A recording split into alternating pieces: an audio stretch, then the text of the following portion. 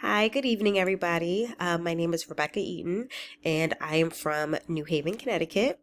I've been a part of the online social work program for about a year now, and I've learned so much.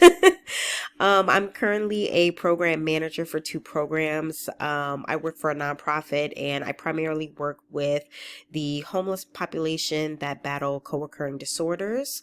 So the objective of my programs is for clients to, it's a hospital step down facility where clients can come bridge for a couple of weeks, and we advocate and help get that individual to the next level of care.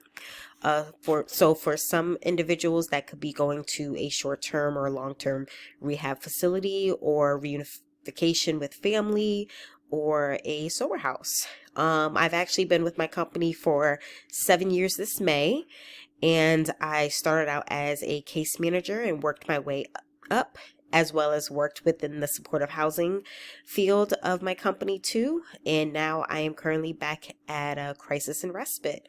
So I have definitely encountered many challenges, especially with collaborating with community resources in an area that was pretty hell bent on not collaborating with my company. I've also encountered challenges with engaging with clientele that have significant acute mental health disorders, as well as challenges with staffing and the buy-in. So I've encountered many challenges, and I'm still encountering challenges. So I'm always learning. What I hope to get out of this course is really to learn a lot more about the social work aspect within the school setting. This is actually a field that I have significant interest in.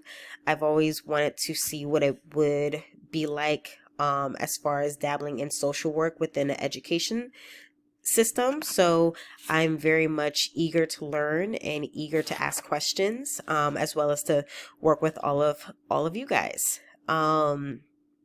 I envision working in various fields and not yet have concentrated my specific passion yet, but I'm just here to learn and to work hard. And I look forward to meeting all of you.